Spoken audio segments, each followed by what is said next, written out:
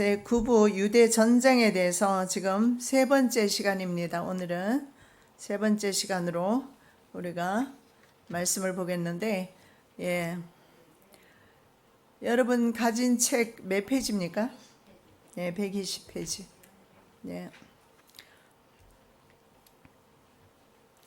자, 지금 보고 있는 내용은 티투스 장군의 지휘하에 로마군이 예루살렘 성내로 진입한 겁니다. 그리고 예루살렘 성전을 파괴하는 그런 내용입니다. 이때 부녀자와 아이들이 포함된 백성들 약 6천 명이 성전 바깥들 회랑으로 도망하게 됩니다. 성전에서 바깥들 회랑으로 도망했는데요. 이때 한 명도 남김없이 불에 타 죽거나 아니면 로마 군인에 의해서 몰살당하게 되는데, 왜 그러냐면 한 거짓 선지자 예언 때문이었습니다. 그 거짓 선지자가 이렇게 말해요. 하나님께서 여러분들에게 성전으로 올라오도록 명령하셨다. 그곳에서 기적적으로 구원받게 될 것이다. 성전 바깥들 회랑입니다. 그래서 성전에 모여 있다가 이렇게 참변을 당하게 됩니다. 예수님께서 거짓 선지자가 많이 일어날 것, 종말에는 거짓 선지자가 많이 일어날 것을 말씀합니다. 그때도 예외가 아니었고, 이제 세상 종말이 왔을 때도 거짓이 판을 치는 그런 세상이 될 줄 압니다. 자, 당시에 강도들이 백성을 속이기 위해서 거짓 선지자들을 매수합니다. 돈을 주고 매수해요. 그래서 렐랜드라는 신학자는 이렇게 말합니다. 참 선지자인 예수를 경멸한 유대인들이 이런 거짓 선지자들에게 기만과 농락을 당하는 것은 어쩌면 당연한 사실인지도 모른다. 자, 예수를 그들이 거부했기 때문에 결국은 거짓 선지자들에게 기만과 농락을 당하는 거예요. 예수 그리스도로 모욕했기 때문에, 경멸했기 때문에 그들 스스로가 그 모욕이 자신에게로 돌아갔다라는 것을 이분은 말씀하고 있는 겁니다. 유대인들은 투항할 수 있는 기회를 많이 놓쳐버립니다. 그래서 남녀노소 할 것 없이 로마 군인들에게 잡히면 이때는 모두 죽임을 당하게 됐습니다. 성전이 불탈 때 약 10,000명 정도가 안에서 잡혀서 살해되었다라고 합니다. 자, 유대가 이렇게 처참하게 멸망한 것은요, 성경에 권고받는 날을 거절했다 이렇게 말씀을 합니다. 자, 누가복음 19장 43절에서 44절 내용입니다. 날이 이를지라 내 원수들이 토성을 쌓고 너를 둘러 사면으로 가두고 또 너와 및 그 가운데 있는 네 자식들을 땅에 메어치며 돌 하나도 돌 위에 남기지 아니하리니 이는 권고받는 날을 내가 알지 못함을 인함이니라 하시니라. 권고받는 때가 있다라는 사실을 말씀하고 있습니다. 예수님 살아생전에 이런 날들이 오게 될 것을 예언하셨고 성경에 기록되어 있습니다. 아마 어쩌면 그 당시에는 이것이 기록되지 못했을지라도 예수님을 유대인들은 거부함으로써 스스로 멸망의 길을 간 것입니다. 여기 보니까 토성을 쌓았습니다. 로마 군인들이 실제로 예루살렘 성이 해발 한 830 정도 됩니다. 그래서 그 아래에서 공략을 해 들어갈 수 없으니까 반대편에 그 성을 마주하면서 토성을 쌓아요. 그 높이만큼. 그렇게 해서 공략을 해서 들어가는데 로마 군인들은 토성을 쌓아서 준비를 했고, 그리고 아래로는 기반을 그 성벽을 무너뜨리기 위해서 기반을 무너뜨리는 작업을 하고, 그리고 문에는 공성망치를 가지고 팹니다. 그래서 무너져 내리도록 이렇게 하는데, 이것은 이미 성경에 예수님께서 예언하셨어요. 여기에 보니까 권고받는 날을 알지 못했다. 이 권고받는 날이 뭘까요? 여기 보니까 accept your opportunity입니다. opportunity는 기회예요. 기회를 accept 하지 않았다. 받아들이지 않았다. 오늘 저와 여러분이 이 권고를 받아들이시는 은혜 있으시기 바랍니다. For salvation이라고 합니다. salvation은 구속의 날입니다. 성경의 구속의 날은 바로 구원받는 날을 가리키기도 하지만, 어쩌면 이 구원받는 날은요, 티투스의 손과 로마 군대의 손으로부터 구원받는 날입니다. 왜냐하면 티투스가 몇 번이나 그들을 다 투항하면 살려주겠다라고 계속 권유를 했기 때문에 그렇습니다. 그러나 그들은 salvation, 구속받는 날을 거절합니다. 그래서 어쩌면 그들은 언제나 이렇게 망상에 사로잡혔습니다. 메시아가 이제 나타나게 될 것이다. 거짓 메시아, 거짓 그리스도, 거기에 속은 겁니다. 그렇게 해서 그것을 기다리다가 결국은 처참하게 멸망하게 되고, 예루살렘에는 로마의 보병 대대가 이제 주둔하게 됩니다. 그리고 유대인들의 성전세는 로마의 주피터 신에게 바치게 됩니다. 자, 티투스는 예루살렘 전체와 성전을 완전히 파괴하라고 지시합니다. 그렇게 처음에는 이 성전을 지키려고 노력했던 티투스 장군이 완전히 파괴하라고, 기초가 드러날 정도로 파괴해 버립니다. 그래서 도성이 사람들이 봤을 때 과연 여기가 사람이 살았던 곳인가 의심이 갈 정도로 완전 폐허로 만들어 버리는데, 예수님이 예언하신 대로 돌 위에 돌 하나가 켜놓이지 않도록 됩니다. 왜냐하면 그 성전 바닥에도 금을 숨겨 놓았기 때문에 금을 찾기 위해서 로마 군대가 파헤치거나 아니면은 남은 것은 또 유대인들이 파헤치는 작업을 합니다. 그래서 완전히 폐허처럼, 지형은 험했고 도시는 광대했고 백성의 수는 많았고, 그리고 그들은 참으로 용맹했습니다. 아마 지구상에서 가장 용맹한 사람이 아닐까 할 정도로.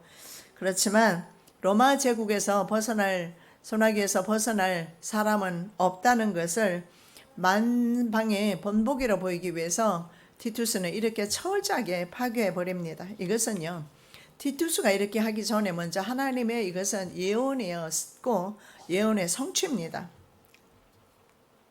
휘트니 박사는 이렇게 말합니다. 기독교의 진리의 확실성이 이 같은 예수의 예언에 대한 정확한 성취에 적지 않게 근거를 두고 있기 때문이다. 말이 좀 어려운데요. 기독교 진리가 얼마나 확실한가, 바로 예수님의 예언이 성취되는 것을 보면 알 수 있다라는 겁니다. 예수님이 말씀하셨고 말씀하신 것이 성취될 때 이것이 바로 기독교 진리라는 것입니다. 자, 예루살렘에 대한 완전 정복이 이루어지게 되고, 티투스는 가이사랴 빌립보에 오래 머물면서 요즘에 사람들 많이 좋아하는 그런 쇼를 개최를 해요. 근데 이 쇼는요, 지금의 우리 보는 쇼와 다릅니다.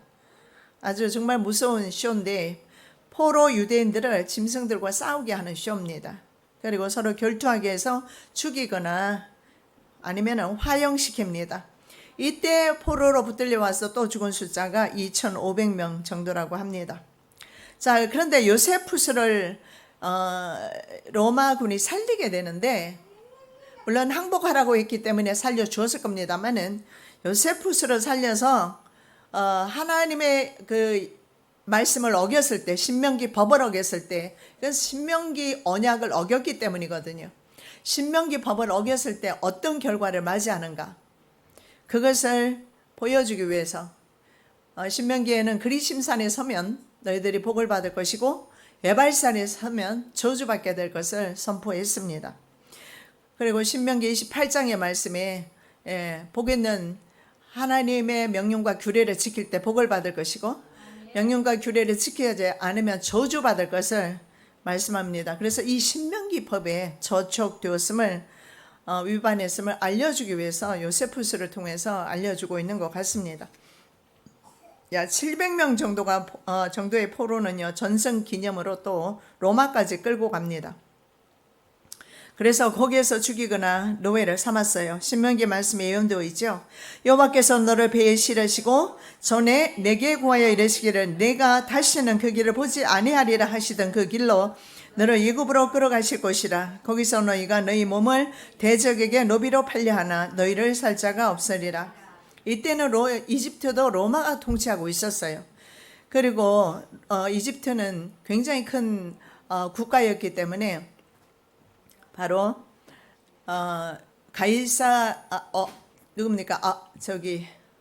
베스파시안 황제가 황제 되었을 때 자기 왕관을 스스로 왕관을 쓰고 그 왕으로 선포했던 곳이 바로 이집트 아닙니까? 그런데 과거에 다시는 우리는 이집트를 이제는 출애굽했으니까 돌아갈 일 없다 이렇게 생각했지만, 그러나 다시 그 길로 지금 돌아가고 있어요. 그리고 노비로 팔려고 하지만 건강하지 못한 사람은 노비로 팔리지도 않아요. 아마 살해당하거나 그렇게 되었을 겁니다. 성전 전리품으로 금으로 된 떡상과 그리고 금으로 된 등대, 유대인의 율법책. 이 율법책은 어디에 있었던 겁니까? 지성소 법궤 안에 있었던 물건입니다. 거룩한 책입니다. 베스파시안 황제는요, 평화의 신전이라는 신전을 짓습니다. 그리고 그곳에다가 예루살렘에서 가져온 금 그릇들과 그리고 기물들을 이 신전에 보관했습니다. 거기에 보면 유대인의 율법책과 성전의 자색 휘장들도 보관을 했어요. 여러분이 예루살렘이라는 성 이름이 의미가 뭡니까? 평화의 도시 아닙니까? 그런데 평화의 도시가 로마로 옮겨졌다는 느낌을 받습니다. 평화의 신전이라고. 베스파시안 황제는 자기 아들이 가져온 전리품을 평화의 신전에 넣습니다. 그것은 아마, 이것은 제 생각입니다만은 평화의 도시를 상징해서 평화의 신전이라고 지은 것이 아닐까. 오히려 이방 왕이 그 전리품을 귀하게 생각해서 그 신전 안에 모신 것을 보게 되고, 유대인들은 오히려 자기 스스로 자기 성전에 방화하게 된 것을 보게 됩니다. 자, 바벨론 포로에서 돌아온 귀한 자들에게 느헤미야는 어떻게 말합니까? 우리가 예루살렘 성벽을 건축하자.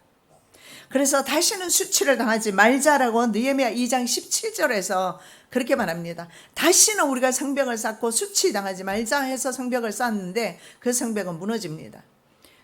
성벽에 인간이 아무리 쌓아도 하나님께서 지키지 아니하시면 그 지키는 자의 수고가 헛되다라고 성경은 말씀하고 있습니다.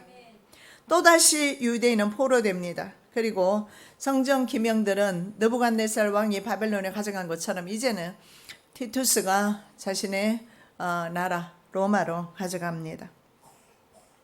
자, 은신처에 숨어있던 제사장들도 이제는 배고픔을 견디지 못해서 나오게 됩니다. 투항을 해요. 그런데 이제는 때가 늦었어요. 티투스는 전부 다 사용을 시켜버립니다. 티투스의 말입니다. 참 어쩌면 그 성경 말씀과 너무 일치하는 부분인 것 같아요. 용서할 수 있는 시간은 이미 지났다. 그대들이 목숨을 보존할 수 있는 유일한 희망인 성전이 완전히 파괴되었기 때문이다. 여기에서 이방 장수의 입술을 통해서 이스라엘을 보호했던 것이 바로 성전이었고, 실제로 유대인들도 그렇게 믿었어요. 성전이 자신을 보호할 것이라고. 그러나 성전의 주인 되신 하나님을 버렸기 때문에 성전도 그들을 버린 것입니다. 그래서 너희들의 목숨을 보존할 수 있는 유일한 기회가 성전인데, 이 성전이 파괴되었기 때문에 여러분, 성소가 이방 성소가 되거나 성소가 오염이 되거나 성소가 변질이 되었을 때 당하게 되는 수치와 환난입니다. 그래서 우리는 성소를 거룩하게 해야 합니다. 내가 바로 하나님의 거룩한 성소이면서 우리가 예배드리는 이곳이 바로 또 하나님의 거룩한 성전입니다. 우리는 귀하게 생각해야 하고, 성소 있음을 귀하게 생각하고, 내 몸이 성소 되었음을 거룩하게 여기고 살아가야 될 줄로 믿습니다. 제사장이라는 직책상 그대들은 성전과 함께 파멸을 당하는 것이 마땅하다. 얼마나 진리의 말이에요. 성전이 파괴당했으니까 너희 제사장들도 파멸당하라는 겁니다. 그리고 죽여버립니다. 자, 성전 파괴는 사실 로마인도 유대인도 아닌 하나님 자신이 파괴하셨습니다. 회개할 기회를 놓쳤기 때문에 그래요. 티투스가 또 이런 말을 합니다. 내 부친이 나라를 뒤엎을 의도가 있으셨다면 여러분 나라의 심장부인 예루살렘으로 곧바로 와서 단숨에 예루살렘을 폐허로 만들었을 것이다. 예, 적어도 12군단이라는 군단을 가지고 있는 아주 강력한 나라입니다. 그런데 베스파시안 그 티투스의 아버지도 예루살렘 성을 멸망시키는 걸 즐거워하지 않았어요. 그렇게 해서 그 변두리에 있는 거, 거기가 어디냐면 내 부친은 갈릴리와 그 인근 지역을 먼저 공격함으로 여러분들에게 회개할 시간을 주었다. 그런데 심지어 로마 제국의 내란을 기회로 전쟁 준비에만 광분했다. 하나님의 뜻을 알았더라면 이들은 전쟁 준비보다는 로마를 환영하는 게 나았을 겁니다. 그래서 예루살렘 성은요, 평화의 성이 아닌 이제는 슬픔의 도성으로 변하게 됩니다. 회개할 시간을 놓쳤기 때문인데 이방인 장수를 통해서 말합니다. 너희들은 하나님께 회개할 시간을 놓쳤다. 물론 이 사람의 말은 로마에 항복할 기회를 놓쳤다. 같은 말입니다. 로마를 사용하시는 분이 바로 하나님이십니다. 환경이 우리를 역행할 때 하나님이 나의 대적자가 되셨다는 거 기억하셔야 합니다. 다니엘은 넷째 짐승 로마 제국이죠. 무섭고 놀랍고 극히 강하고 그리고 큰 천리가 있다. 이가 우리같이 이렇게 부러질 만한 그런 이가 아니라 철로 된 이로 이렇게 되어 있어요. 실제로 로마 기병대는 철 무기를 사용합니다. 이미 철이 나오는 때였거든요. 청동보다는 철이 훨씬 유연성이 있으면서 잘 부러지지 않으면서 날카롭습니다. 그래서 철기 시대였어요. 그래서 로마 제국은 철이가 있어서 먹고 부스들이고 발로 밟고 전의 짐승들과는 다르다. 열뿔이 있다. 전의 짐승은 바로 바벨론, 그리고 그 전의 짐승이 또 뭡니까? 페르시아, 헬라 이런 나라들하고는 다르다. 그래서 로마 제국에 저항할 세력은 전혀 없다라고 이미 다니엘을 통해서 말씀하고 있습니다. 자, 예루살렘 포위 기간 중에 포로수가 9만 7천 명이었습니다. 포로수가 사망자는 110만 명으로 통계되고 있습니다. 엄청난 많은 숫자입니다. 예루살렘에 있는 사람들만 지금 집계가 나온 거예요. 예루살렘 안에 사망자 수가 110만 명. 왜 이렇게 많을까요? 그 좁은 도성에. 무교절 때문에 사람들이 무교절을 지키러 다 안에 들어와 있기 때문에 그래요. 대부분은 전염병, 기근, 칼에 죽습니다. 로마와 전쟁 7년 동안에 사망한 전체 유대인 숫자는요 133만 7,490명. 그것도 뭐 대충입니다. 이 기간 동안에 예루살렘에서 죽은 사람을 말하는 것 같습니다. 아니면 전체 숫자인가요? 전체 숫자인 것 같기도 하고요. 자, 이들은 대부분 예루살렘 시민이 아닌 유대국 각지의 주민들이었습니다. 무교절 지키러 예루살렘 왔다가 포위당하고 항복도 못하고, 왜냐하면 폭도들이 시카리가 항복을 못하게 합니다. 그래서 항복하고 싶어도 주민들은 항복을 하지 못했습니다. 자, 그래서 포로들은 어떻게 하느냐면 예고 포로들은요 이집트나 로마로 끌고 가게 됩니다. 유대인들은 이미 바벨론 시대에 예레미야를 끌고 예굽으로 도망쳐서 이집트에서 종살이하고 있었습니다. 자, 예레미야 43장 7절에 애굽 땅에 들어가 다바네스에 이르렀으니 그들이 여호와의 목소리를 청종치 아니함이 이러하였더라. 그래서 그들은 그달랴 총독을 죽이고 도망을 바로 이 다바네스로 가게 됩니다. 그런데 하나님의 칼은 다바네스까지 와요. 왜냐하면 바벨론 느부갓네살 왕이 이곳에 와서 왕자를 설치하고 이집트를 정복했기 때문에 그렇습니다. 그래서 결국은 하나님을 피해서는 어디든지 숨을 곳이 없다는 사실을 볼 수가 있습니다. 내게 드리는 제물로 말할지라도 저희가 고기로 제사를 드리고 먹거니와 여호와는 그것을 기뻐하지 아니하고 이제 저희의 죄악을 기억하여 그 죄를 벌하리니 저희가 애굽으로 다시 가리라. 저희가 여호와의 땅에 거하지 못하며 에브라임의 애굽으로 다시 가고 아수르에서 들어온 것을 먹을 것이니라. 호세아 8장 13절과 9장 3절의 내용입니다. 그들은 역시 다시 이집트로 돌아갈 수밖에 없다는 사실을 말씀하고 있습니다. 왜냐하면 하나님께서 저들의 죄악을 적발했기 때문에 그렇습니다. 이 박스 로마나라고 하는 것이 뭐냐면 로마의 평화라는 뜻입니다.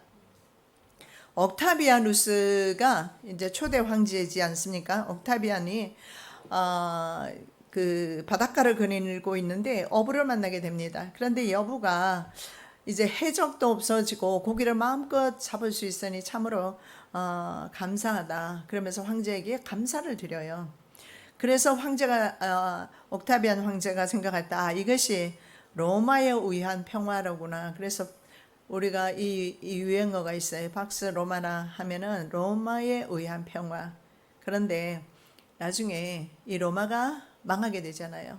망하게 되면서 신흥 종교 세력인 기독교가 로마를 오히려 나중에 장악하게 되죠. 국교가 되면서 기독교는 전 세계로 흩어지게 됩니다. 그런데 이 바로 로마의 평화가 깨지기 시작하면서 사람들이 로마의 평화 대신에 새로운 신흥 종교인 기독교에 기독교의 유대교는 이미 이렇게 멸망하고요. 기독교에 눈을 뜨기 시작하는 거예요. 기독교의 자유와 그리고 기독교에 주시는 여러 가지 그 해방의 그런 말씀들을 들으면서 폭발적으로 로마 제국 안에서 기독교가 확산되기 시작해요. 그래서 뭐 채 300년 이르기 전에 예수님 돌아가시고 300년 쯤에는 완전히 313년에 국교로 인정받을 정도로 그렇게 확산되는 걸 봅니다. 자, 그런데 이 팍스 로마나 그 로마 평화가 로마 시민의 것이었고요. 로마 시민은 철저하게 보호했던 것을 우리 사도 바울을 보면 알 수가 있습니다. 왜냐하면 로마 시민권이 있는 사람은 사형도 마음대로 시킬 수가 없는 것입니다. 그런데 이 평화는 유대인의 것이 아니었어요. 이미 그들은 평화를 잃었기 때문에 그래요. 예루살렘 도성을 잃었다라는 것은, 평화의 도성을 잃었다라는 것은 이미 그들에게는 평화가 없다라는 의미와 같습니다. 우리는 예수 안에 평화가 있지 예수 떠나서는 그 어떤 평화도 바라는 것 자체가 어불성설입니다. 평화 없습니다. 우리 뭐 정말 지금까지 일평생 살아와 봤지 않습니까? 언제 가장 평화하고 언제 가장 마음에 심령에 기쁨이 넘칩니까? 돈이 많을 때?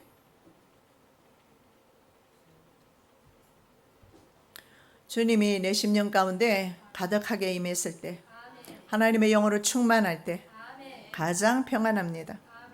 예수 떠나면 우리 심령에는 평화가 없습니다. 예수님은 이미 말씀하셨어요. 그건 가짜 평화다. 예루살렘 도성은 파괴될 것이다. 누가복음 19장 41절에서 42절입니다. 가까이 오사 성을 보시고 우시며 가라사대 너도 오늘날 평화에 관한 일을 알았다면 좋을 뻔하였거니와 지금 내 눈에 숨기웠도다. 그래서 평화의 도성이 멸망을 당합니다. 제사장 나리의 사명을 감당하지 못한 까닭에 이때부터 유대교는요, 유대교입니다. 기독교가 아니고요. 지금은 유대교예요. 그리고 이제 기독교는 서서히 등장하고 있습니다. 유대교는 동질성, 유대교라는 동질성의 상실이 오게 됩니다. 이 동질성이 뭘까요? 뭐 예를 들어서 한 성전, 한 제사 이런 거 있지 않습니까? 근데 성전 제사가 멈추고 제사장 직책은 소멸됩니다. 예루살렘이 완전하게 파괴되면서 가장 영향력 있었던 기관이었던 산헤드린 공의회 없어집니다. 사두개파, 에스네파, 열심당, 각종 종파들도 모두 사라지게 돼요. 이것이 바로 형식에 치우쳤던 종교의 종말입니다. 요즘 우리 기독교도 염려스럽지 않습니까? 너무 종교적입니다. 형식적입니다. 예루살렘 멸망 이후에 유대 중심지는 다수의 지도적 랍비들이 피신했던 얌니아라는 곳이 됩니다. 그러나 이제 최종적으로 그 땅에서 유대인은 한 명도 남기지 않고 다 추방을 당하게 돼요. 자, 왜냐하면 남은 1년의 무리들이 유대 전쟁 최후의 비극적인 격전지가 있습니다. 마사다 요새지는 정말 유명한 곳이에요. 그쪽으로 피신해서 저항운동을 계속하는데 지도자 벤 야이르는요, 유대인 열심당원 시칼이었어요. 그리고 열심당원이었던 사람 시칼이 960명이 그들과 함께, 그와 함께 하면서 저항을 계속했던 거예요. 이 마사다 요새는 굉장히 험난한 지형입니다. 그래서 마사다를 3년 동안 로마 군대가 정복하지 못합니다. 그런데 로마 군대가 어떻게 점령하느냐 하면 토성을 쌓습니다. 요새와 똑같은 높이로 토성을 쌓게 돼요.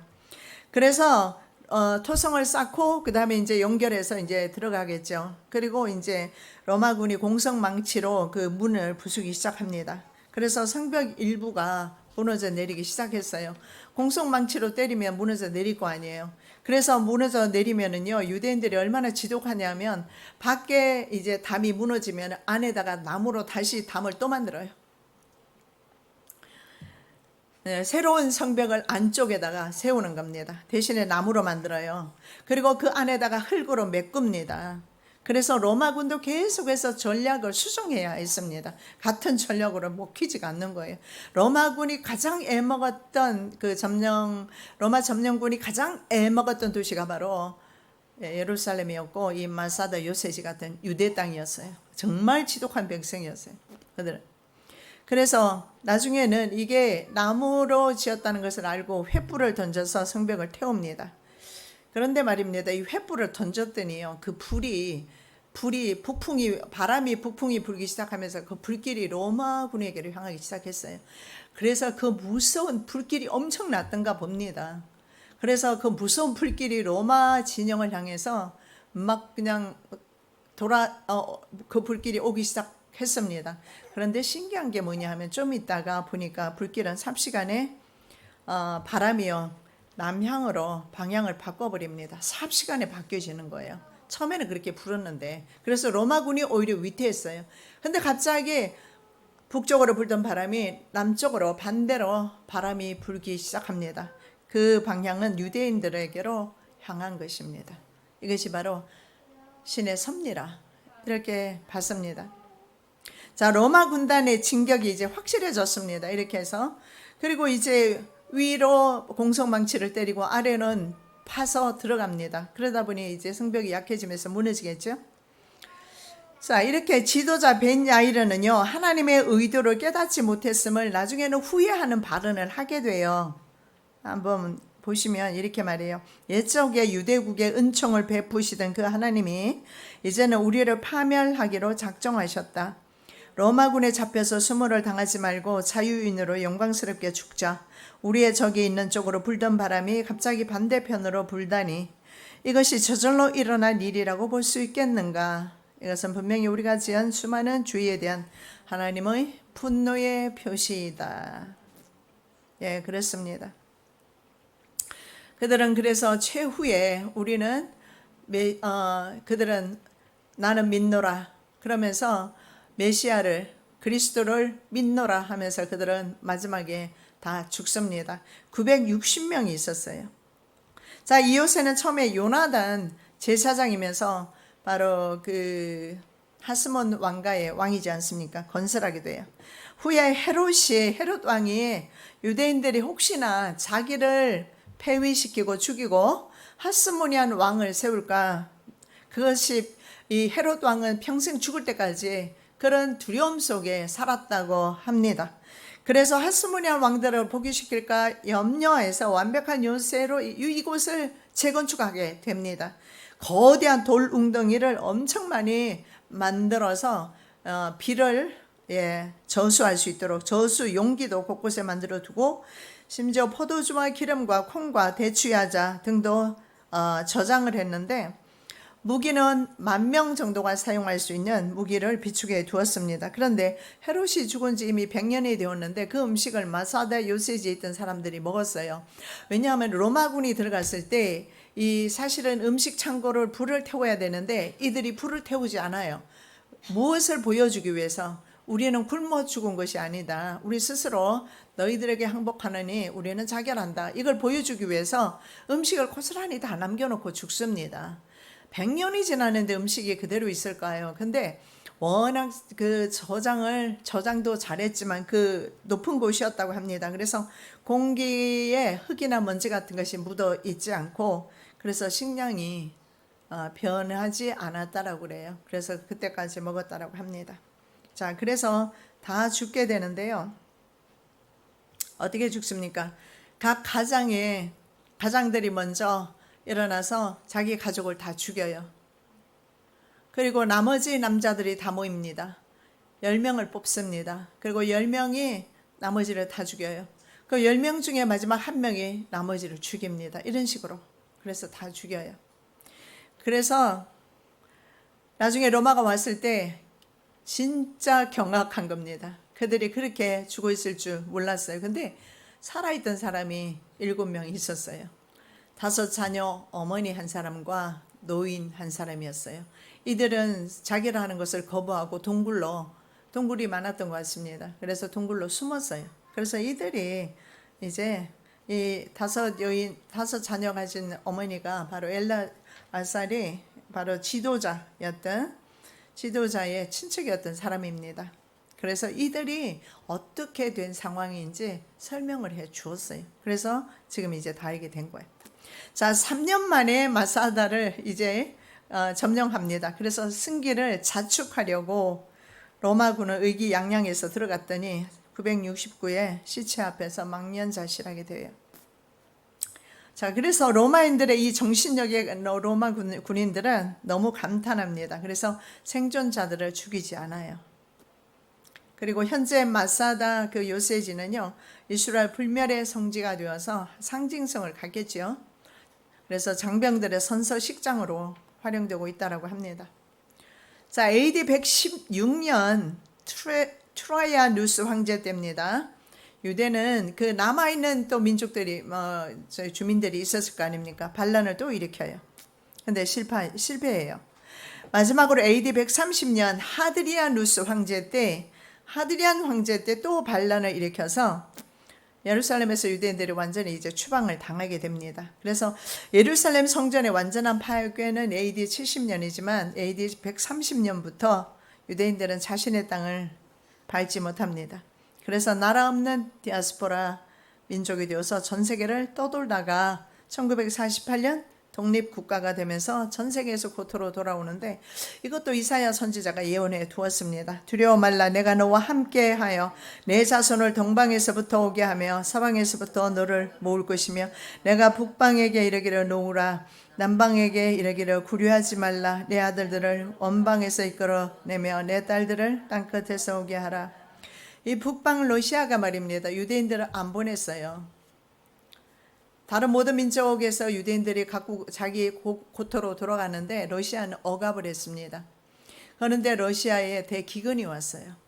그래서 미국에서 어떻게 했겠습니까? 유대인들을 돌려보내라. 그러면 곡식을 주겠다. 곡식을 받고 유대인들을 놓아줘요. 그럼 오늘 말씀에 그게 그대로 나와 있지 않습니까? 북방에게 이르기를 놓으라, 남방에게 이르기를 구류하지 말라. 예, 그러니까 이 러시아와 그 지역에 있는 남방 북방에 있는 그런 신임 땅이라고 해서 중국에도 유대인들이 많이 살았습니다. 러시아도 마찬가지고. 이들을 구류하고 놓아주지 않았어요. 근데 대기근이 오면서 미국에서 곡식을 주면서 유대인을 돌려보내게 돼요. 그래서 유대인들은 고토로 대부분 돌아가게 됩니다. 철저하게 하나님의 말씀이 이루어진 것입니다. 자, 이후에도 구레네, 애굽, 구브로, 메소포타미아에 살던 유대인들이 또 반란을 일으켜요. 그래서 트라이안 황제는, 이 트라이아누스 황제는 무참하게 그들을 다 살육하며 진압합니다. 그리고 132년에서 이게 거의 최종적으로 마지막인 것 같아요. 135년 사이에 로마의 통치를 벗어나려는 바르코바의 반란이 있었어요. 이건 역시 하드란 황제에 의해서 철저하게 분쇄되었고, AD 132년에 아까 우리 본 대로 철저하게 이제는 유대 땅에는 한 명의 유대인도 없게 그렇게 만들어 버립니다.